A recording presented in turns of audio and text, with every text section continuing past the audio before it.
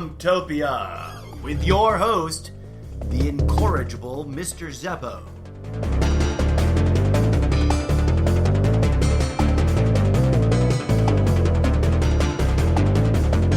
Today is July 2nd of 2017, first year of Trumptopia. Matter of fact, if I'm not mistaken, today ought to be the 163rd day, or 64th.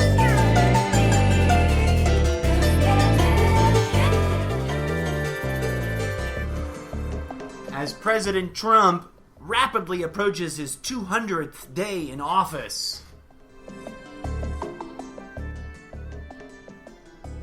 And as the summer fire season rages out on the western half of the continental United States,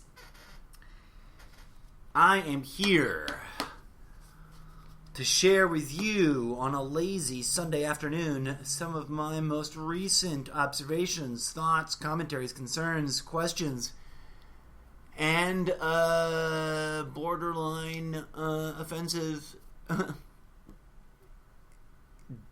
declarative statements about what the shenanigans going on in this beautiful place we call Trumptopia, formerly known as the country called America.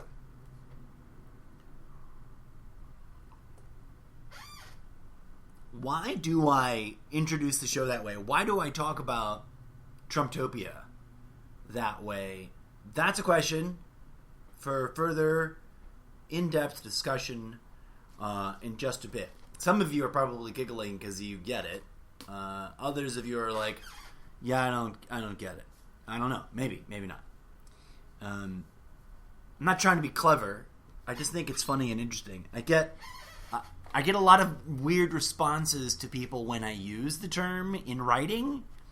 For example, in one post a while back, this is like early on when I started using the phrase, I said, "Attention, fellow Trumptopians," and then made a declarative statement about something that, choosing a side on some debate. Like, these are the facts, and the rest of that's spin. And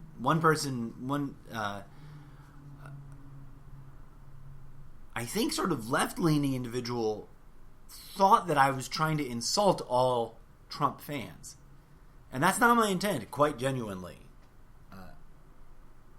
I think that we talk about alternative facts and alternative realities, and for all my fellow nerds and sci-fi geeks and comic book types and just general sort of, fantasy-esque sort of folks out there, alternative universes, I think that Trump, by sheer brute force of will and collective borrowing of his supporters' belief energy, is indeed on the verge of sort of bringing into existence a new alternative future path down which we might, get sucked into. Today's episode is called To Space and Beyond. To Space and Beyond. Why? Why did I call today's episode that? Because our beloved, if not somewhat very vexing, presidential leader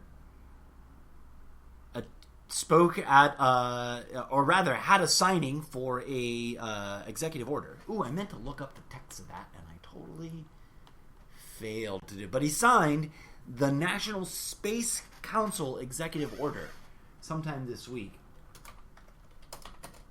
Oh, there's an L in that word. Space Council. And in speaking, he made a few interesting, bizarre comments.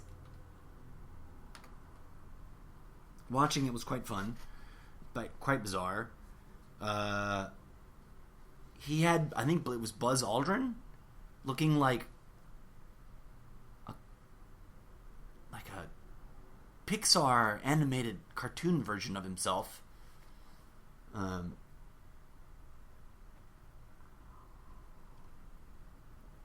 But also, when I first clicked on and stumbled across this news on the BoobTube this morning in preparation for today's podcasty episode, I did not know what was going on. I didn't know if he was addressing a bunch of retired astronauts just for shits and giggles right before the holiday or during the holiday weekend, or if he was shutting down NASA or what.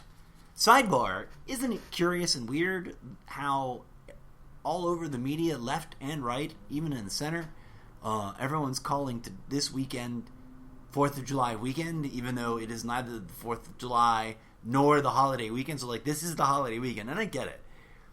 It's some sort of subtle concession to the fact that most of us are not going to have Tuesday off.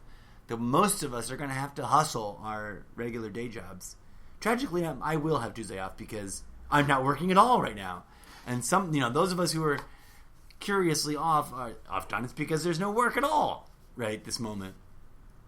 Don't worry, folks, I'm not completely unemployed. I just am on summer hiatus from what I call my day job. Barring any pickup work, which I look forward to hearing about from those that would contact me with pickup work, I basically don't do much during the summer besides pinch pennies and try to be creative and make stuff that could be, bartered out there in the real world for some sort of alternative income. Like this little project here. So, he was in fact signing an executive order which apparently was reviving the long-dormant National Space Council, which is neat, kind of odd. He spoke very like, oh, I love space the mostest. Like he knows more about space and the cosmos and cosmology than scientists do. And not that he made any claim to that effect. He just had that Trump, I'm bluffing about everything sort of bravado in his attitude. What tripped me out was that this reminded me, as I was watching it, I don't think it was live. I think I was catching this on C-SPAN. And it was at the end of my little tour media,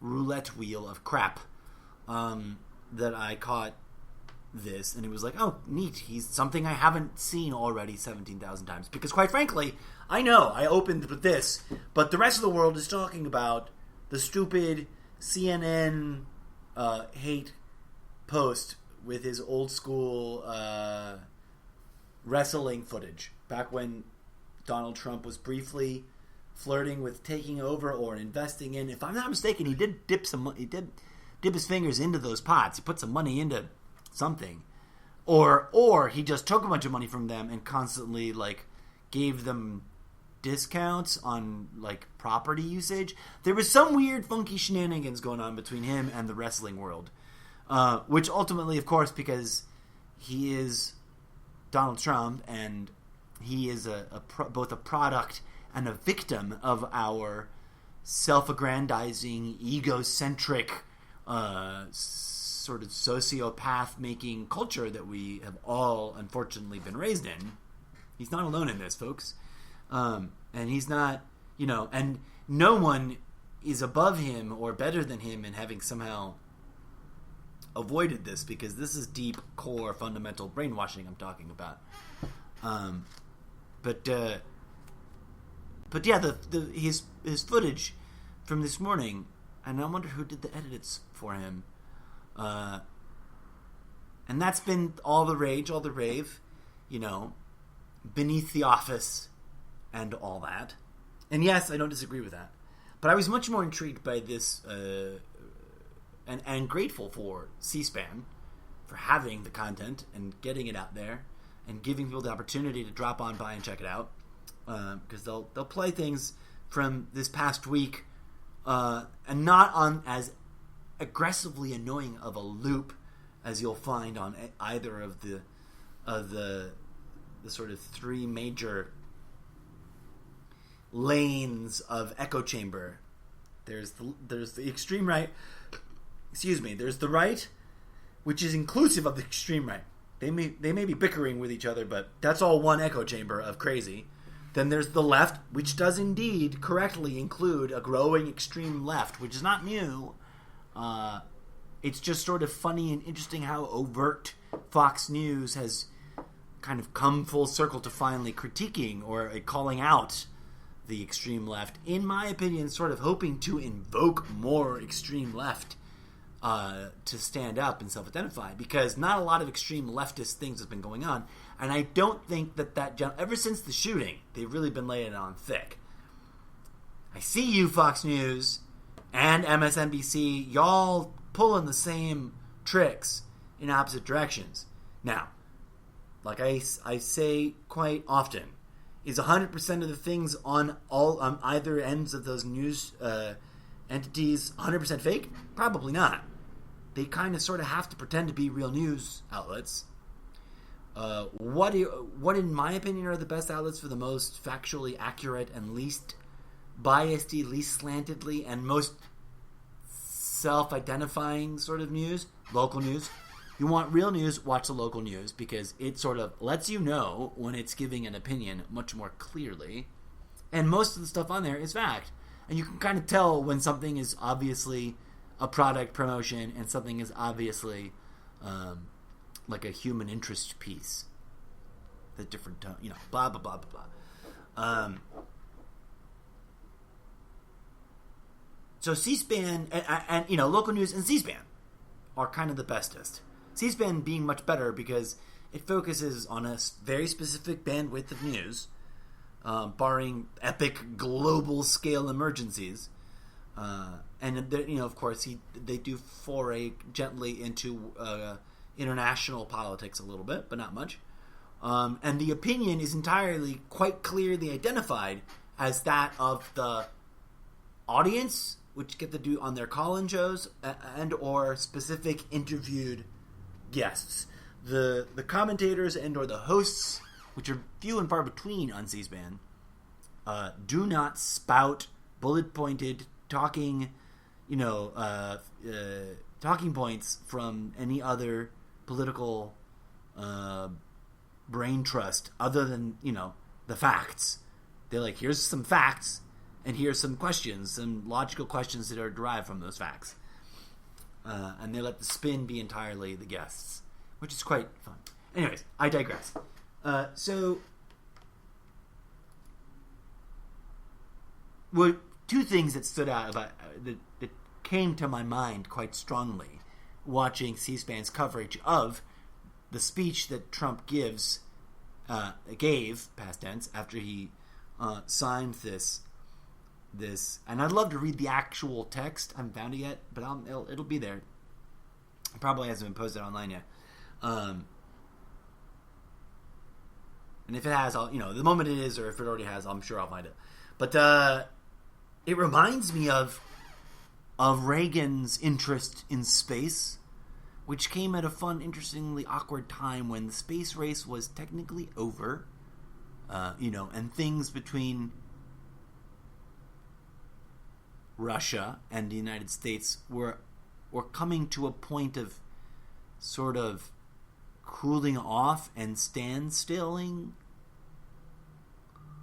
and yet, Reagan managed to, once he really got the hang of things, I don't know if it was his idea or not, but it seemed to me that once he really got in there during his second term, he started asking for crazy shit like Star Wars program, which many people may not be familiar with in today's context, or may have forgotten about if they're of a certain age, old enough to have been around to maybe have heard of it, even if they were really young.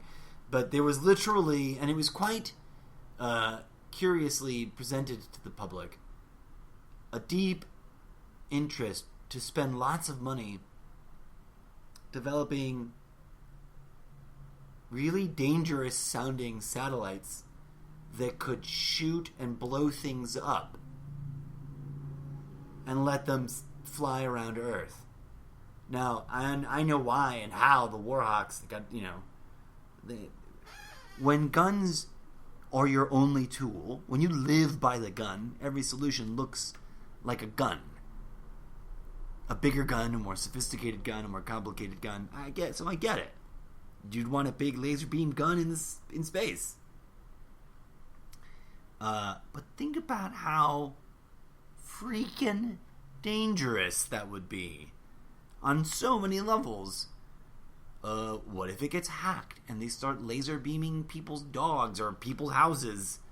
What if, who wants laser beam space war explosions over their head and then the collateral damage of the debris raining down on us, right? Like all kinds of levels of crazy. And so for Trump to suddenly, and kind of out of the blue, because I thought, as if he's anti-climate change, that generally puts him anti-science. And the space scientists are kind of the most hardcore about how climate change is real, because they're the ones going, we can see this from space. You guys, this is really serious. Like, the ice caps are gone. They're, like, pretty much gone. So, for him to be like, yay, Space Council, it rubs the wrong way. And makes me wonder a bunch of things, like, and he made a really particularly curious comment, which is right when I was having these thoughts, like, what the fuck, Donald Trump? And I wish I had taken the time to write it down. It was kind of, how he, like, gets into a place where it's just word noodle soup and you can't quite unstring it. It's really hard to write that down really quickly. But he basically said space security. The way people talk about homeland security here, and foreign policy and like the security concerns, space security.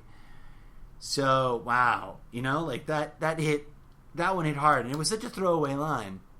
It was one of those, like, he turned away from the teleprompter and was off script. And he, lingered there for a minute, savoring how much he liked you can tell when he's jazzed about something, because he walks off from whatever the scripty bit was, and like, yeah, you better believe it. One of his own little Trumpisms gets there, and as it gets this look on his face, he gets a weird look on his face.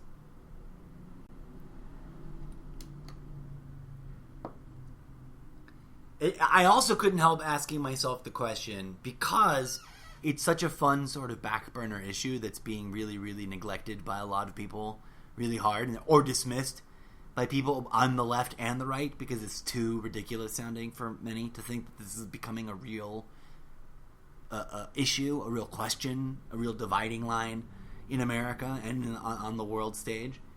But I think it has to be asked, and I want to get credit for being the first on social media to ask: is Donald J. Trump, formerly known as Drumpf, the current president of the United States, is POTUS a flat earther or a globist? Inquiring minds want to know. Sorry, Inquirer, I totally ripped off your line there. I shouldn't. Bad, Mr. Zeppo. That's just a really great cheesy throwaway line that you shouldn't be able to sue me over. But out of respect for not wanting to get sued, I'll admit that was totally a knee-jerk thing, and I promise never to do it again. But my mind wants to know. My very forward-looking, curiosity-driven mind, different enough from your tagline, I think, wants to know the answer to that. Because I think that would really, really polarize the nation in a new way, maybe shifting numbers a little bit on the on like the this favorability scale for dear old Don. Let's get that question out there. Is POTUS a flat earther or a globist? Hashtag. I don't know what the right hashtag for that is.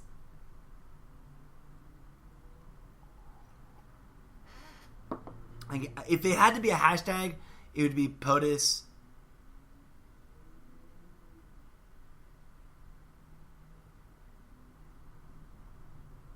I don't know. I can't think of one. I'm terrible. If you got a great hashtag for that, shoot it, drop it by, because we got to talk about that. We got to find that out. Other things in going on in Trumptopia today, my friends, that are or may or may not be at the forefront of your mind, given the way in which the news is covered by our cable channel co-conspirators of media,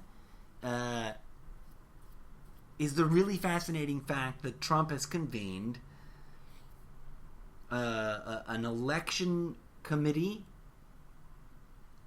There was much talk about it during the campaign process that there was voter fraud and then there was these wild accusations of rampant voter fraud and this adamant denial of any attempted voter suppression, which is quite fun.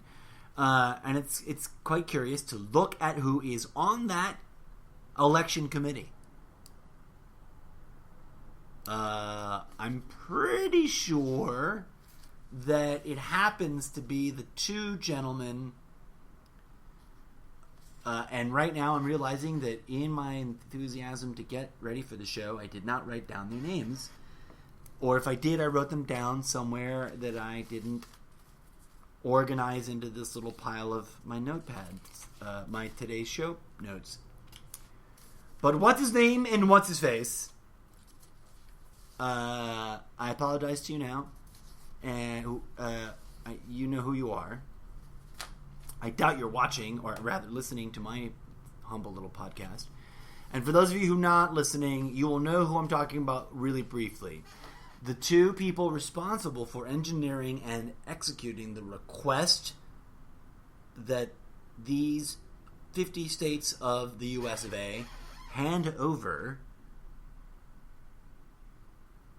the entire file on every voter in all of the states' voter registration rolls.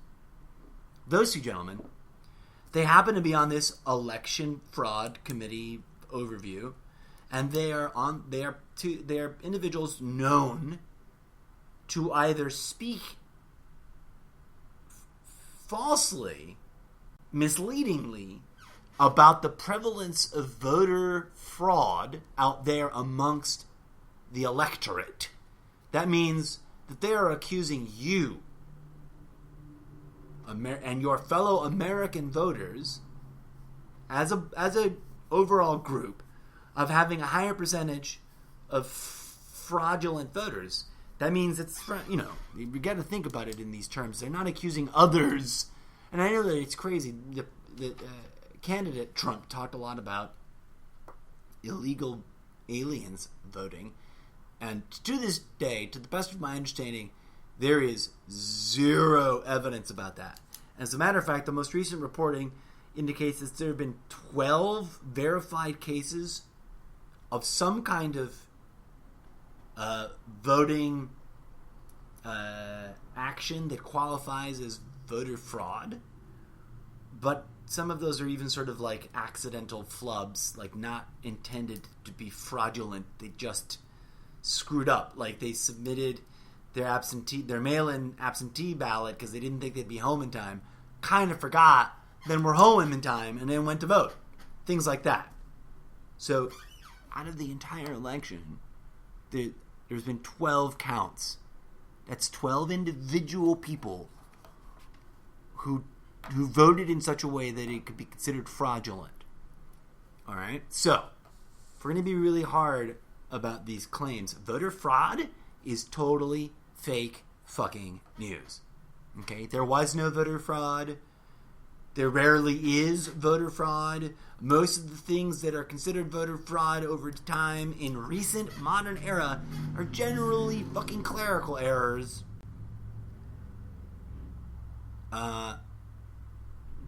And not actually voter fraud. And occasionally voter fraud. And when it is really real voter fraud, guess what? And I'm pretty sure, I'm pretty confident that I'm correct on this. It tends to fall on the Republican side of things. Not to be bipartisan, my friends, because you know me, I am transpartisan. I am let us transcend, trans as in transcendental, and then let us transcend beyond partisanship and beyond partisan identity. So I'm not trying to be picking on one or the other. I pick on both equally, my friends. But the Republicans, the grand old party, tends to be the most adamant in this little double-ended action of bullshittery. Voter suppression is something that they do, which is real as fuck, and which there's been lots of really honest and clear reporting on from centrist, non-mainstream media like PBS and like, you know, the great people at Democracy Now! Who are on a couple of different outlets. So don't let the right hand of the, echo chamber confuse you if you're trying to decide. But also don't fall for any of the bullshit on the left hand, because they're kind of full of their own bullshit too. But it is curious because the Trump has got to play his tactics hardcore to the right, and so it's fascinating that he's doing that, and then that he's, in the name of stomping out voter fraud, surreptitiously asking the states to hand over this much data. And quite frankly, this voter registration rolls request from what's his name and what's his face on that council appointed by Trump or by the Trump administration, that should be a huge, massive scandal on the right in and of itself. Hello, big government? Hello? Get your fucking big government eyeballs out of my data? No. And God bless it that states on purple states, red states, and blue states are standing up for their sort of sovereignty as states, which is something that should never be neglected, forgotten, or abused, and that these are the United States of America, and that each state, quite truly, has its own sovereignty. Not to sound like a statist, my friends, but I am pro-states standing up for themselves. And this voter registration this ask is way too crazy. I mean, and it really is something that people on both sides, on all sides of the spectrum, need to unite over. It's sort of like again, it's beyond bipartisan. This is transpartisan. This is just scary. All of this stuff combined sounds like maybe Trump wants to go for that sort of transition from I'm gonna democratically elect myself as the first tyrant of America. I mean, there's obvious reservations here, obvious reasons to be deeply concerned about a president asking for massive database. A president who clearly changes his mind about things he states are true, leaving the rest of his claims to be dubious at best, with that kind of track record. I mean, and that his fans aren't freaking out about this. I mean, think about it. He wants to gather up the voting history data that is personally identifiable. Like, that's one of your American rights, to not have to disclose who you voted for. That's a right. That's an American right. The right to vote and to vote. It's your conscience, not consciousness, and to have it be something that the government respects your privacy about, and just tallies and moves on, and doesn't hoard and gather up. Like, that is the scariest of the big government. And after spending 8 years accusing Obama of being simultaneously a socialist and a, like, oppressive, tyrannical dictator, which the two would be sort of, it's like people conflate things in ways that don't make any fucking sense, and it's really hard to be a socialist dictator unless you're actually taking care of people and healing the sick for free, and under the radar, while most of the news cycle was focused on a really shitty low def video that's only cleverness was that it was Trump actually wrestling an actual wrestler who ironically plays like a corrupt corporate owner of wrestling corporation, right? Isn't that kind of funny? And that they put a corporate logo on him as some sort of like public diss at a news agency, which the public already sort of doesn't need, we know that corporate news media is owned by moneyed interests. And, so many things went under the radar while the hubbub on all the other channels was about this childish and childlike attack. One of the most fascinating things that went under the radar that I hadn't heard until I heard, was that there was, and it was totally a throwaway line on something, I think on Fox News, that there was a weapons deal with Taiwan. And that the Philippines is slowly becoming so unstable that the United States is thinking about sending troops there to help fight radical, rebel-rousing terrorists. So, I guess we can add the Philippines to the growing list of countries that are hosting multinational war operations, which the United States facilitates, engages in, and participates in, and gets other countries to participate in without ever openly declaring war through the legal means of declaring. Do you notice that? There was a bit of hubbub about that in this past week, but it quickly got brushed away by all this offensive talk about being offended by Donald Trump's tweets, that there's people going, hey, you guys, this authorization for the use of force from 9/11 is like going on 19 years out of date and has got nothing to do with anything with any of the places that we're sending troops to today, and doesn't really qualify as a legal declaration of war anyhow.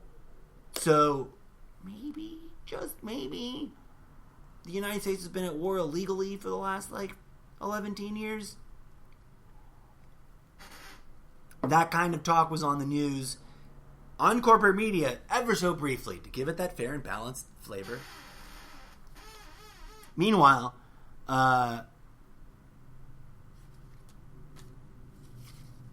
we're selling weapons to Taiwan and to, was it Saudi Arabia? I forget now. I had it written down somewhere.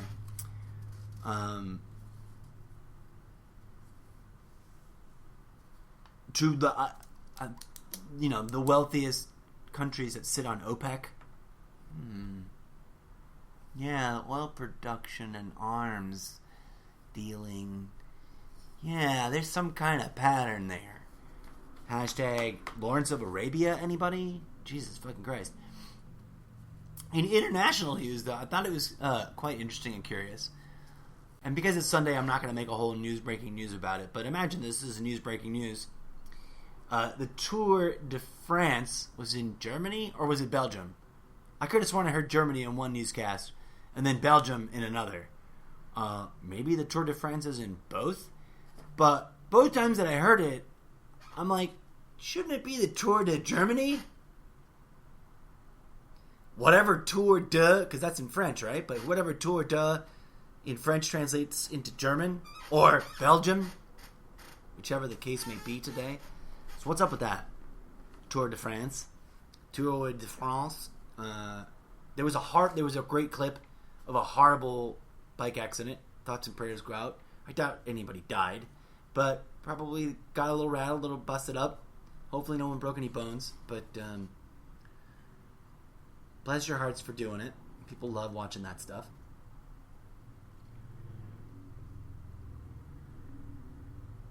Oh, congratulations in other Germany news, which I think is fascinating, that they have finally caught up, because they're such a progressive country. But, huzzah! Cheers. Oh, wait, where's our sound effects? There's totally... Here, let's get this. Yay, some applause. Because, they seem to have finally legalized being gay. They legalized the gay. So German folks who've been living together for decades now can finally get married. Huzzah, huzzah. And I say decades because I think there's some collection of people in the world, especially here in America, that conceive of or perceive, either by choice or indoctrination, they perceive gayness as some relatively new thing. Like, damn homos sure coming around trying to take over America. Like homosexuals haven't existed throughout time. And I think in large part it's the way segments of our population sort of buffer out aspects of the narrative that they want to convey. You know, there's that old saying that the history is written by the winner, and that each nation itself will sort of alter the historical record in its own history books for its own students in favor of its own countryness, and obviously, right? But it's amazing how many layers of distraction and distraction from other distractions are going on out there, and how little context to the past most people are capable of drawing. Like, whoa. And even if you do spell it out for them, they're still, in denial. But, like I've said before in other segments, and I'll have to say it again, what we're living through right now, you guys, is a result of what we've been doing to ourselves the past 100 years. It didn't come out of nowhere. It didn't come out of... It isn't all blah, blah, blah. I'm going to talk about that page in another segment as we start to get close to the end of my time for this segment. Oh, yeah. Happy 4th of July, first of all. You guys know that my radical position is that I don't celebrate most holidays for some reason or another. But I celebrate community and family and camaraderie and unity every day. So whenever anyone has to be like, "Yay, it's this holiday," I join in that way. But I do respect the fact that others celebrate holidays. And forgive my jaded snarkiness, but happy 4th of July, yet another of the many statist pro-war brainwashing holidays that I'm sure are going to get exaggerated. It, kind of given a new heavy-handed, over-the-top makeover. If Trump makes it a full term, God forbid, knock on wood, if Trump makes it a full term, then by the end of that term, these kinds of holidays will have been cranked up a notch or 12 to a new level of statist, patriotism, brainwashing, crazy that we cannot conceive of right now. So check yourself. That's what these holidays are. They're fetishizing patriotism and conflating it with the wars that our young men and women who got conned into dedicating their lives to military service one way or another. This is a kind of war patriotism that is ideological mind control in and of itself. As someone else has already stated in a beautiful meme, statism is the world's most dangerous religion. And nobody in the United States, or actually, I hate to break it to you, nobody in the postmodern, world grew up without deep influence from statism conditioning. Because every country has its statist fetish. Its statism, conditioning going on with it. And holy moly, aren't we in a wild new place of hyper chauvinism and stuff. So like I said, watch out for that. Now, I posited that if he makes it all the way to the end of the thing. What if he doesn't? Which reminds me, the conditions as we move forward that we want to watch are just how he keeps shooting himself in the foot. Our dear president keeps doing things that are ill-advised at best, if not full-on obstruction of justice, and colluding with foreign agents. Because, honestly, to hire him at all, let's not forget, Michael Flynn was officially already a foreign agent before he interviewed for the job. He just hadn't registered or declared it. So he got brought in. He got included in the development of the whole campaign process. And he got put into office, in anticipation of being a full-time member of the whole thing. It's 11:11. I got 2 minutes and 39 seconds in this episode's amount of time. And I just wanted you to think about that. Like, the president colluded right there.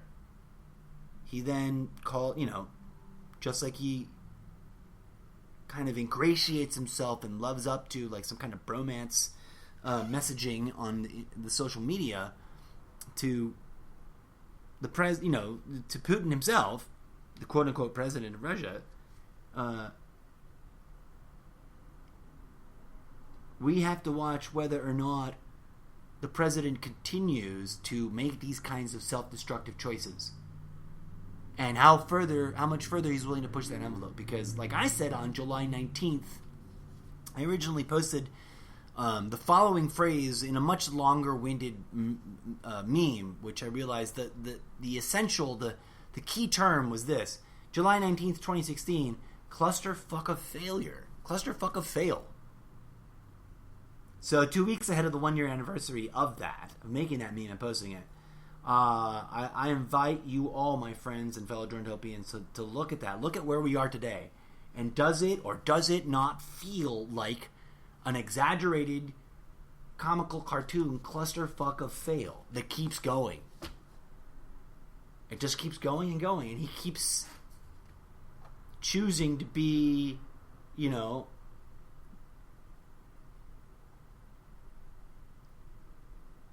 in the wrong and in this place of failure. I don't know.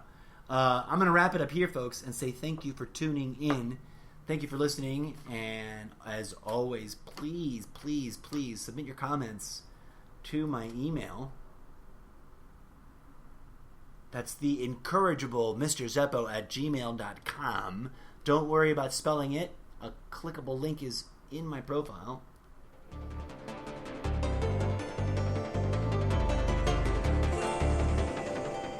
May peace, love, and grooviness be with you. Until next time, be good humans.